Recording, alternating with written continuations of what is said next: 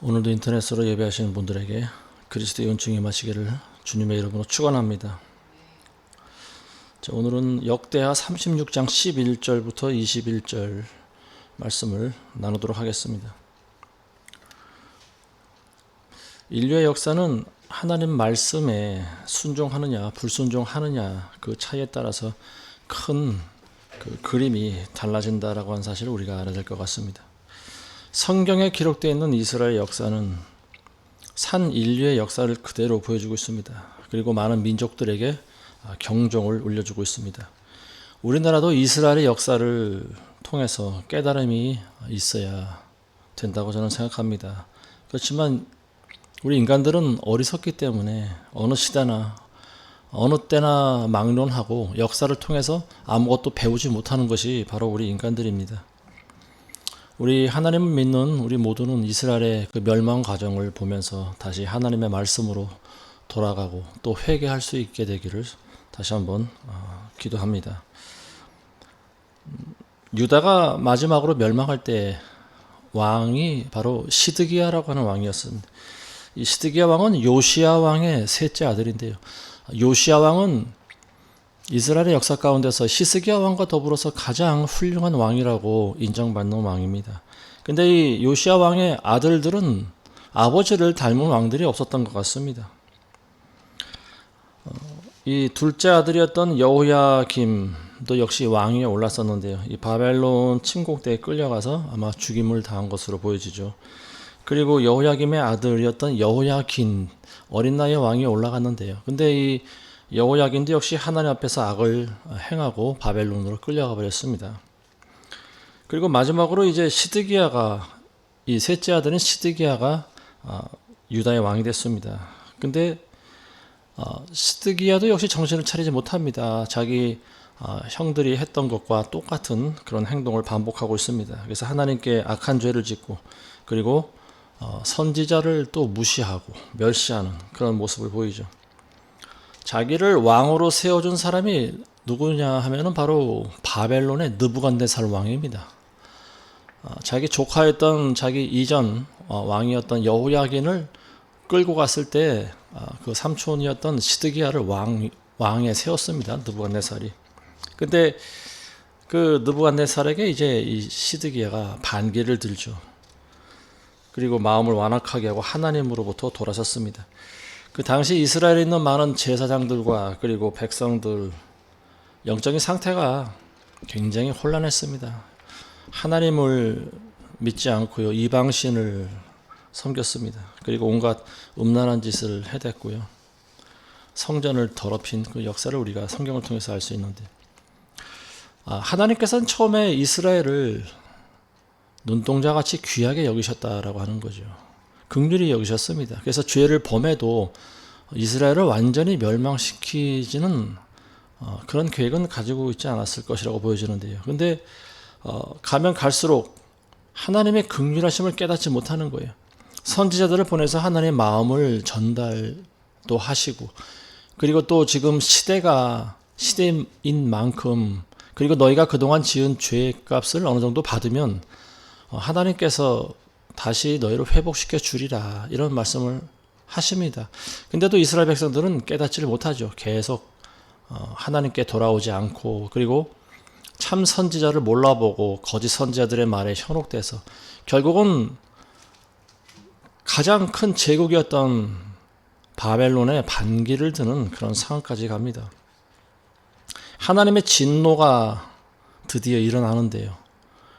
그래서 이스라엘을 구제할 방법이 없었다. 성경에는 치유의 방책이 없게 되었다, 이런 말로 기록하고 있습니다. 가장 큰 이유가 바로 하나님의 선지자들을 멸시하고 하나님의 말씀을 멸시한 거예요. 그리고 거기에는 위대한 예레미야 선지자도 포함되어 있습니다. 이 예레미야 선지자는 그 선대 왕이었던 요시야 때부터 예언을 시작합니다. 그리고 유다가 멸망할 때까지 예언의 말씀을 계속 전하는데요. 그 여호야김 왕 때 그 예레미야가 하나님의 말씀을 전합니다. 너희가 내 말에 경청하면 살겠고 그렇지 않으면 예루살렘이 모든 민족들에게 저주가 될 것이다. 뭐 이렇게 말씀을 전합니다. 그때 많은 제사장들과 선지자들과 백성들이 전부 몰려들어서 그를 붙잡고 죽이려고 합니다. 그리고 예레미야가 전한 이 하나님의 말씀을 듣고 많은 유다에 있는 고관들이 몰려듭니다. 그때 예레미야가 다시 똑같은 말을 합니다. 이제 너희는 너희 길과 행위를 고쳐 주 너희 하나님의 음성에 복종하라. 그리하면 주께서 너희에게 선언하신 재앙에서 스스로 돌이키시리라. 이런 예언을 합니다. 유다에게 하나님께서 재앙을 내리시기로 작정을 하셨다라고 하는 거예요. 그렇지만 너희가 회개하고 너희의 행위를 고치면 하나님께서 돌이키신다. 이런 말을 하는 거죠. 시드기야 왕에게도 예레미야가 직접 이야기합니다. 바벨론에게 항복해야 삽니다. 바벨론에게 항복하소서. 그렇지 않으면 왕도 바벨론으로 끌려가게 될 것입니다. 모든 백성들도 다 죽게 될 것입니다. 근데 시드기야는 듣지를 않았다라고 하는 거죠.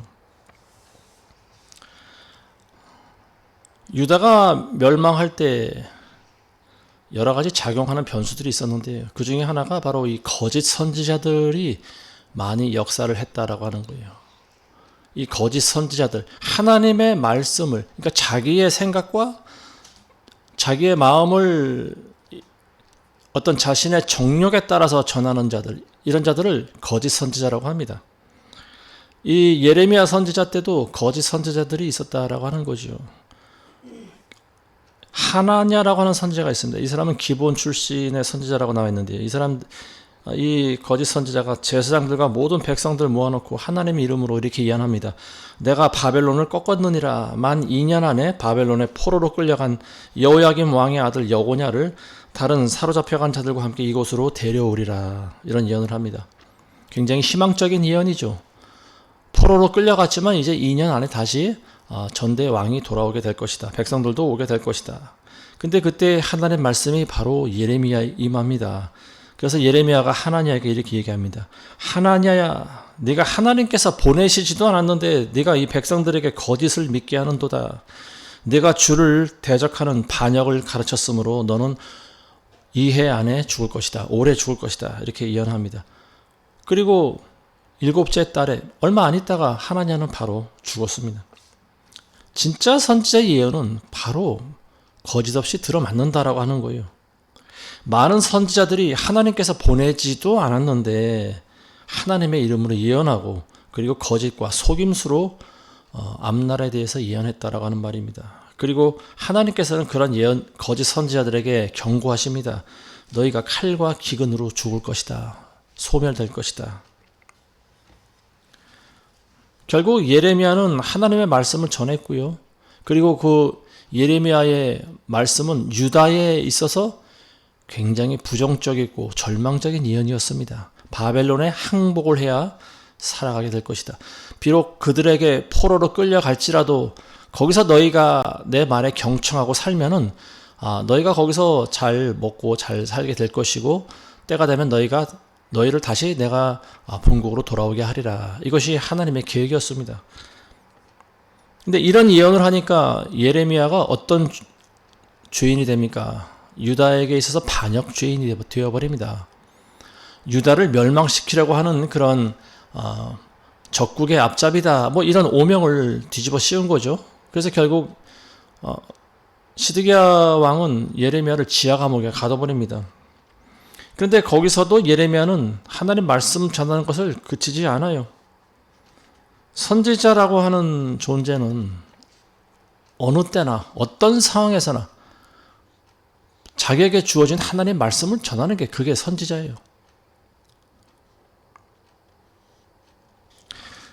오늘 우리가 읽으신 말씀 15절에 보시면 역대하 36장 15절에 보시면 그들 조상의 주 하나님께서 그들에게 사자들을 통해 말씀을 보내시되 제때에 일어나서 보내셨으니 이는 그분께서 그의 백성과 그의 처소를 긍휼히 여기셨음이라. 이렇게 말씀이 나와 있습니다. 하나님께서 처음에는 이스라엘을 긍휼히 여기셨다라고 하는 거예요. 그래서 선지자들을 보내십니다. 그래서 너희의 죄를 깨닫고 너희가 하나님께로 다시 돌아오라고 하는 것이 하나님의 주된 메시지였어요. 근데 이스라엘은 그렇게 하지 않았습니다. 선지자들을 우롱했죠. 그리고 하나님의 말씀을 멸시하고요. 그러다 보니까 하나님의 진노가 일어나서 이 이스라엘을 치유할 방법이 없게 되었다. 이렇게 성경을 기록하고 있습니다. 이스라엘을 하나님께서 치유할 방법이 없으니 어떻게 하십니까? 징계를 내리시는 거죠. 그래서 사용하시는 하나님의 무기가 뭡니까? 바벨론. 가장 거대한 제국이었던 바벨론이라고 하는 나라. 특히 느부갓네살 왕이라고 하는 그 왕은요, 다니엘서에도 기록되어 있지만 가장 무시무시하고 강력한 힘을 가진 그런 군주였습니다. 이 바벨론 왕이 시드기야가 자기를 배반한 것을 알고 다시 군대를 보냅니다. 그리고 예루살렘을 둘러쌉니다. 그리고 계속 공방전이 펼쳐지는데요. 이게 무려 2년 동안 계속되었다라고 하는 거죠. 마침내 견디다 못한 시드기야 왕은 신하들 몇 명 데리고 몰래 성벽을 빠져나갑니다. 근데 그게 들키고요. 바벨론은 병사들을 보내서 끝까지 시드기야 왕을 추적하고 결국은 붙잡습니다. 그리고 그들을 느부갓네살 왕 앞으로 끌고 옵니다. 이 느부갓네살 왕의 진노가 결국 하나님의 진노를 대변하는 거라고 보여지는데요. 이 느부갓네살 왕은 먼저 시드기야를 끌고 와서 끌어안치고 그리고 그 시드기야 왕의 자식들을 전부 끌어오게 합니다. 그리고 그 왕이 보는 앞에서 그 자식들을 전부 다 죽여버립니다. 칼로 잔인하게 죽입니다. 그거를 다 보게 한 다음에 시드기야 왕의 두 눈을 뽑아버렸습니다. 그러니까 시드기야 왕이 마지막으로 자기 두 눈으로 본 장면이 뭡니까?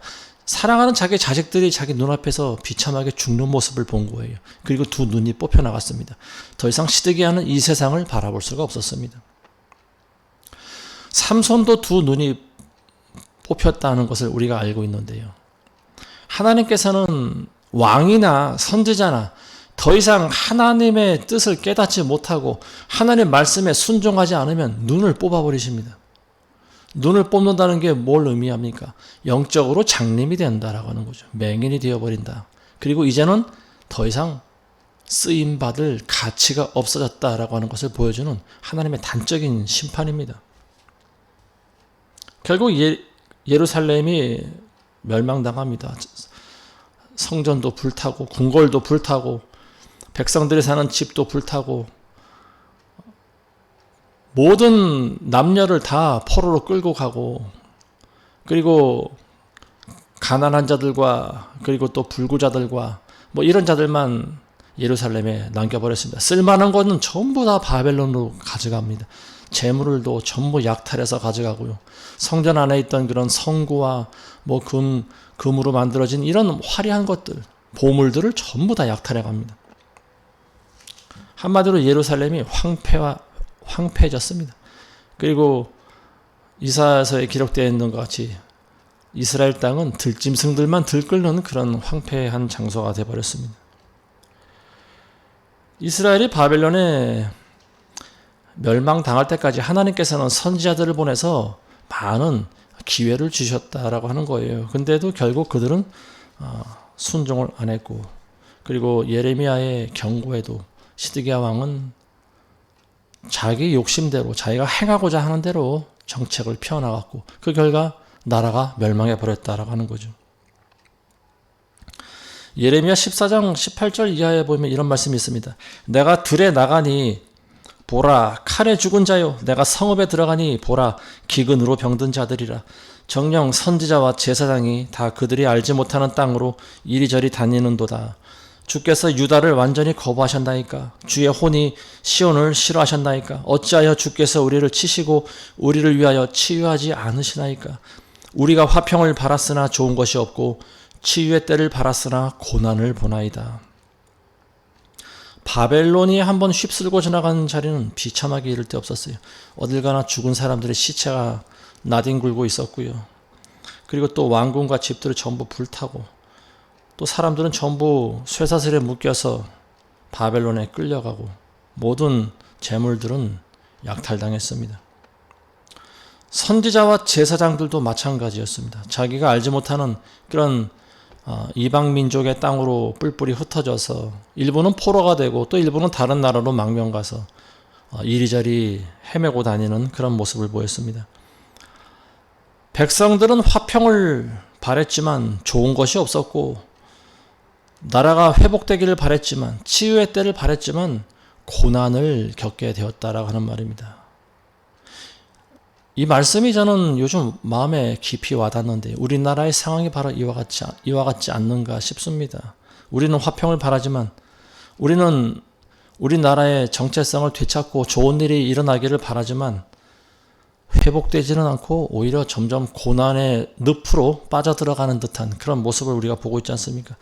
뭐 여기저기서 좋은 그런 희망적인 소리도 들리긴 하지만 결국 이게 희망 고문을 당하는 것이 아닌가 싶은 생각도 듭니다. 우리나라가 앞으로 어찌 될 것인가, 오직 하나님만이 답을 하시겠죠. 우려되는 부분이 지금 오랜 동맹이었던 미국과의 관계가 점점 안 좋아지고 있는 데 있습니다. 우리나라 주류 방송들은 반미 감정을 지금 점점 일으키고 있습니다. 중국에 대해서는 침묵으로 일삼던 그들이 미국과의 이런 관계에 대해서는 아주 예리한 부분, 뭐 있지도 않는 것들을 뭐 들춰내서 뭐 자기들의 생각을 전하고 점점 우리나라와 미국과의 그 갈등을 증폭시키는 그런 역할을 지금 방송들이 하고 있는데요. 어쨌든 지금 처음에 몰랐던 그런 부분들이 점점 다 사실로 드러나고 있지 않습니까?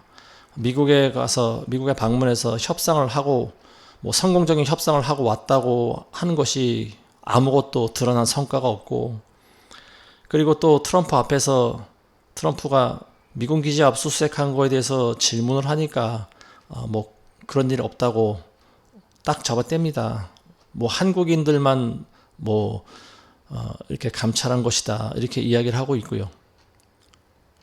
최근에 보수파의 상징이었던 찰리 커크가 암살당했는데 그 죽음을 놓고 우리나라에서도 보면 반응이 제각각인 것 같습니다. 친북 좌파 성향을 가진 많은 그런 사이트에서는 또 그 죽음을 놓고 조롱하는 댓글을 다는 그런 비인간적인 사람들도 많이 보이고 있고요. 요즘에 보면 연예인들이 가끔 소신 발언하는 경우가 있습니다. 근데 그런 연예인들은 지금 방송국에서 퇴출당할 위기에 놓여 있는 것 같습니다. 점점 우리나라가 자기가 하고 싶은 말을 하지 못하는 그런 사회로 전락하고 있는 것이 아닌가 싶습니다. 지금 이 정권이 독주를 하고 있는데 권력을 잡자마자 지금 보복 정치를 하고 있습니다. 3개월 만에 지금 나라를 절단내고 있는데요. 제일 큰 그림이 뭐냐? 법을 뜯어 고치는 겁니다. 헌법을 바꾸는 거죠. 그리고 대법원도 없애고 지금 대법원장을 지금 끌어내리려고 사퇴하라고 지금 압박 중인 아니겠습니까? 그리고 자기들이 만든 특검은 이미 벌써 우리나라를 여기저기 난도질하고 있는데요. 사법부를 없애고 재판부를 따로 만들겠다고 하는 게 바로 이제 그 인민재판부죠. 우리나라는 민주국가고 삼권 분립의 그런 기능을 가지고 있는 나라입니다. 근데 사법부를 없애겠다라고 하는 건 입법부가 모든 것을 다 관장하겠다. 자기가 대통령으로 선출됐으니까 선출된 권력이 임명된 권력보다 더 세다. 서열상 자기가 1위다라고 하는 그런 주장을 하고 있죠. 이게 뭡니까? 이게 공산사회주의 방식을 지금 시도하려고 하고 있는 거 아니겠습니까? 어제인가요? 국민의힘 그 당사와 그리고 그 당원 명부를 또 관리하는 그런 민간 업체를 압수수색한다고 통보했다고 합니다. 결국에는 야당을 없애려고 하는 거죠. 당원 명부를 저들이 왜 가져갑니까? 전부 어떤 죄명을 씌워버리려고 하는 것이 아닌가 싶습니다. 야당이 없어지고 민주당, 독재당을 만들어서 권력을 유지하려고 하는 건데요. 사실 말이 민주당이지 공산당이랑 똑같은 거죠. 말만 다를 뿐이에요. 독재당은 곧 공산당과 같습니다. 우리나라 지금 공무원들이 정부 조직안을 개편한다고 합니다. 그 질의하는 걸 잠깐 들어봤는데 왜 그 엄청난 일을 하려고 합니까? 정부 조직이 그게 간편한 것이 아닌데 왜 그렇게 모든 조직을 정부를 다 뜯어고치려고 합니까? 그 바꾸려면은 도대체 몇 군데를 고쳐야 됩니까? 그랬더니 한 700군데 정도가 된다고 아주 쉽게 얘기하더라고요. 700군데 조직을 뜯어 고치겠다라고 하는 거고, 그리고 이미 준비를 다 끝냈다는 거 아닙니까? 그 과정에서 많은 공무원들이 쫓겨나게 될 것이고, 또 자기 전공 분야로 들어왔던 공무원들이 자기와 전혀 상관이 없는 또 부처로 발령받게 될 수도 있고요. 이미 많은 사법부 판사들이 사퇴했다라고 하는 소식이 들려오고 있습니다. 저는 이 사법부 판사들이 사직서를 냈다는 소리를 듣고 사실 좀 의아했습니다. 화가 나요. 왜 판사들이 싸워보지도 않고 왜 백기를 들을까? 자기들에게 법을 맡겨주었으면 법을 집행을 해야지 왜 포기를 해버리냐 이거죠. 그러니까 지금 권력이 더 날뛰는 거 아닙니까? 저들은 지금 우리나라에 있는 모든 방송을 이미 다 장악했어요. 10개가 넘는 정규 방송을 전부 좌파 방송으로 만들어버렸습니다. 그리고 지금 방송법 개정안이 그 골자가 뭐냐? 모든 방송국의 그 최고 결정에 노동조합이 관여를 해야 된다라고 하는 거죠. 그리고 그 노동조합은 바로 민노총입니다. 그러니까 우리나라에서 방송되는 모든 방송사에서 나가는 최고 결정을 이 노동조합의 최상위 기관인 민노총이 결정한다라고 하는 거예요. 민노총이 어떤 단체입니까?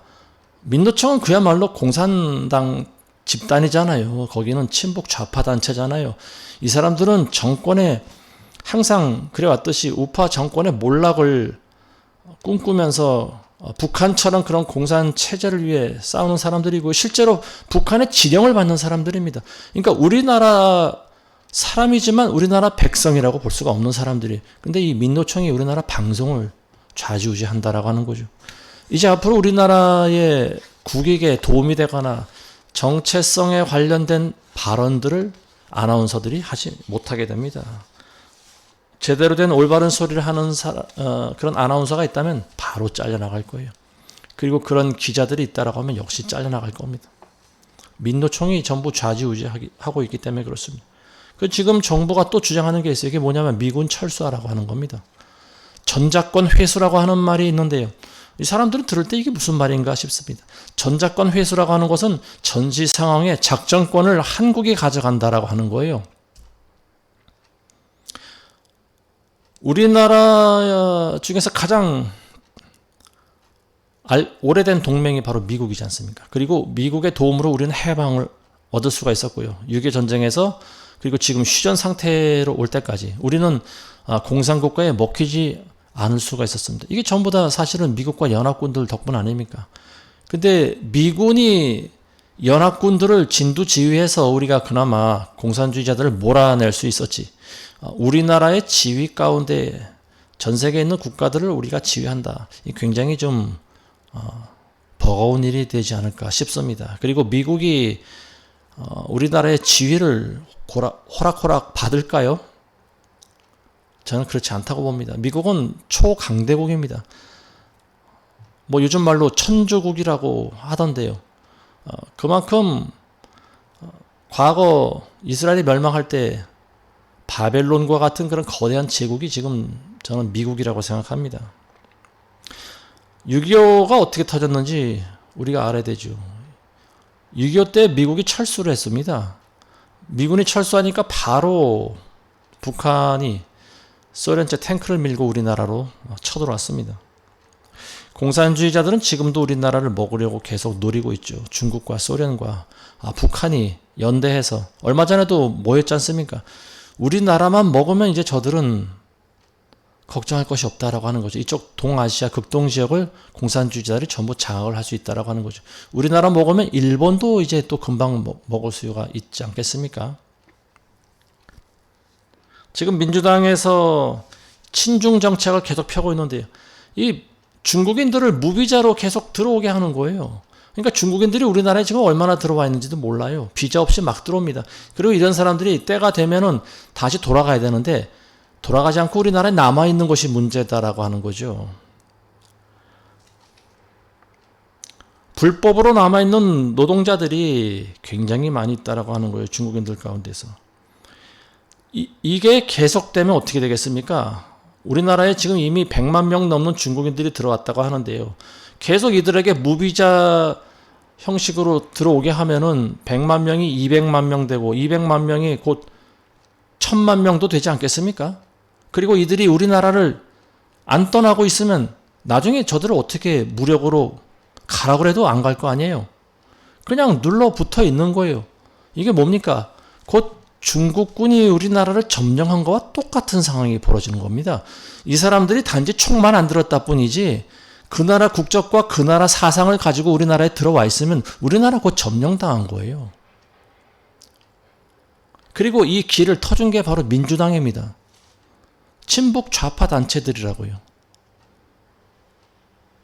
근데 지금 우리나라 국민들은 이런 사실을 아는지 모르는지 알고서도 태연한 건지 저는 그게 잘 이해가 안 돼요.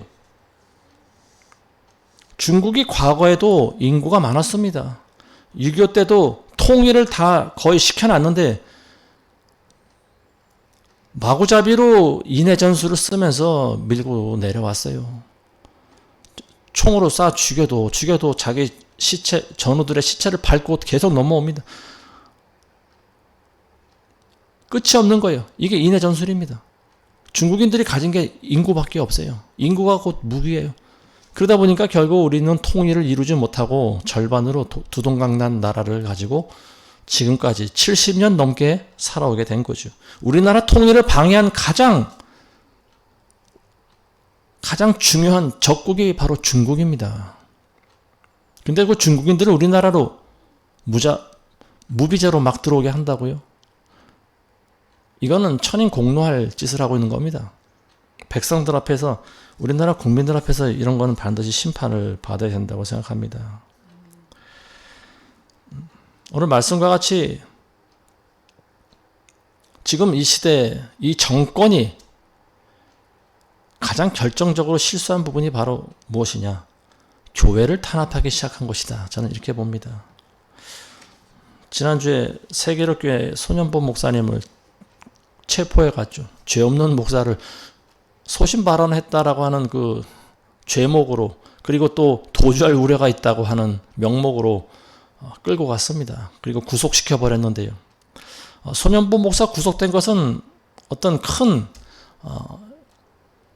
우리나라의 어떤 그런 대표성을 가지고 있는 사건이 아닌가 싶습니다. 이제 이 정부가 종교를 탄압하기 시작했다라고 하는 말입니다.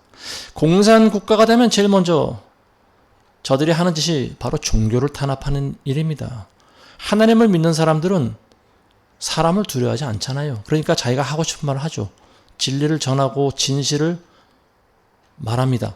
근데 공산주의자들은 그게 가장 두려운 거예요. 왜냐하면 자기들은 모든 것이 다 거짓으로 뭉쳐있는 존재들이기 때문에 그래요. 진실이라고는 없어요. 뭐든지 다 거짓말입니다. 거짓으로 백성들을 미혹하고 선동하고 그리고 죽이고 결국은 자기들의 권력을 유지하는 것이 공산 집단이라고 하는 거예요. 이 수십 년 동안 증명되어 왔고 지금도 우리가 그걸 보고 있잖아요. 그리고 그 피해를 지금까지 겪고 있는 가족들이 얼마나 많이 있습니까? 근데도 왜 저들에게 이러한 문을 열어주고 있느냐 말입니다. 제 말은 이 민주당이. 이 손현보 목사님은 용기 있는 분이라고 봅니다. 대형교회 목사들 가운데서 이렇게 소신 있는 발언을 할 수 있는 사람들이 과연 누가 있을까? 저는 없다고 보여집니다. 대형교회 목사들은 지금 저마다 살궁리를 하고 있는 것 같아요. 정권이 바뀔 때마다 정권과 붙어서 야합하고 있는 모습을 보면은 정말 역겹기 그지없습니다. 여기 붙었다, 저기 붙었다. 갈 때도 아니고. 결국은 양쪽으로부터 모두 인정받지 못하는 존재가 오늘날 목사들이 되어버렸습니다. 그리고 결정적으로 하나님께서도 그들을 인정하지 않으신다라고 하는 거죠. 또 특이할 만한 사건이 또 하나 어제 일어났는데요.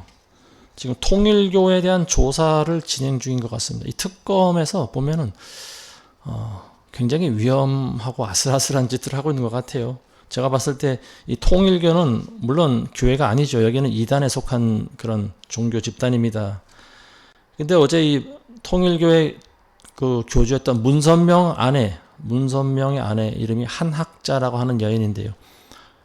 지금은 할머니가 됐죠. 이 한학자를 이제 검찰에서 조사하기 시작했다라고 하는 거고요. 그리고 지금 통일교 내부에서는 지금 정부에 대한 그런 비난이 터져나오고 있는 상황입니다. 제가 봤을 때 지금 이 정부가 아마도 말벌집을 건들지 않았나 저는 그런 생각이 들어요. 말벌통을 건들면은 말벌들이 얼마나 독합니까? 마구 사람들을 마구 쏴대는데요. 통일교는 지금 전 세계적으로 그 교세가 어마어마한 종교죠. 그리고 셀 수 없이 많은 그런 교도들을 가지고 있고 또 가지고 있는 재력도 어마무시합니다. 그들이 가지고 있는 돈이 엄청나요. 제가 봤을 때 이 정부가 아마 통일교를 잘못 건드리지 않았나 싶습니다. 어쨌든 지금 저들 집단은 자기들만의 어떤 독재당을 만들려고 하고 있고, 그리고 그 독재당이라고 하는 것은 결국 공산주의와 같은 성격을 가지고 있는 것이다. 그리고 그렇게 되기 위해서는 종교를 억압을 할 필요가 있다라고 하는 것을 저들이 느끼고 있는 거죠.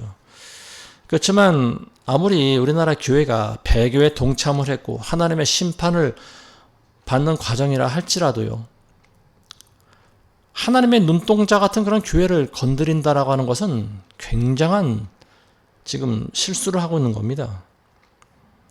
하나님의 그 사자인 목사를 끌고 가고 교회를 탄압하는 행동, 이거는 곧 망국으로 이끄는 행동이다. 저는 그렇게 봅니다.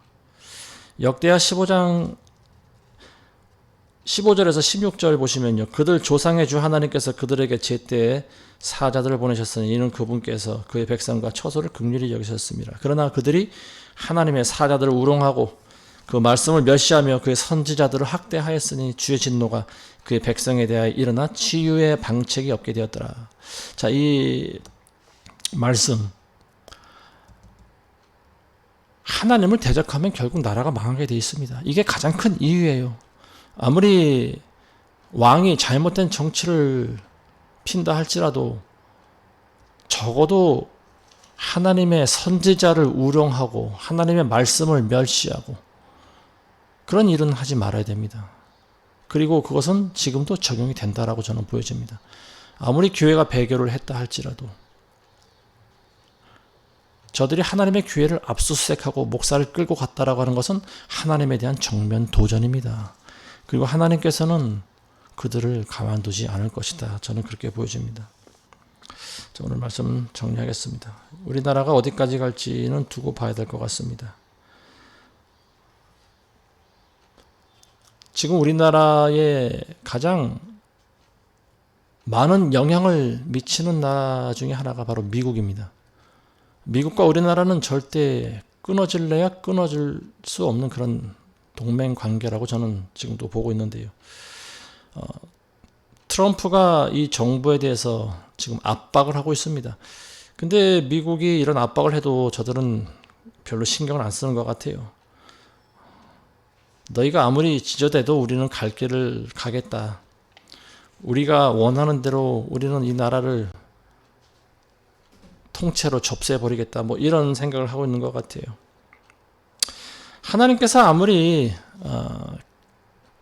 나라와 민족에 대해서 긍휼을 베푸시고 또 치유하고자 하셔도 이 시드기야 왕, 유다의 마지막 왕이었던 시드기야처럼 끝까지 회개하지 않고 하나님의 선지자들을 학대하고 하나님의 말씀을 멸시하다 보면 결국 그 나라가 망하게 되어 있습니다.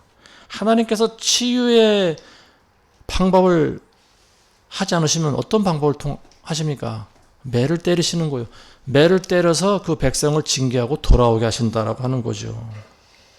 우리나라가 어찌 될지는 알 수 없지만 어쨌든 과거 유다가 바벨론에 의해 멸망당한 것처럼 하나님께서 우리 주변에 있는 나라들을 통해서 우리나라를 또 징계하는 방법을 택하실 가능성도 있지 않나 저는 그런 생각이 되고요. 어쨌든 우리가 이 성경 말씀을 통해서 우리가 더 늦기 전에 오늘 우리가 읽으신 이 성경의 말씀을 교훈 삼아서 특히 교회가 이 유다의 마지막 때를 다시 한번 교훈 삼아서 회개를 하기를 간절히 우리는 바랄 뿐입니다.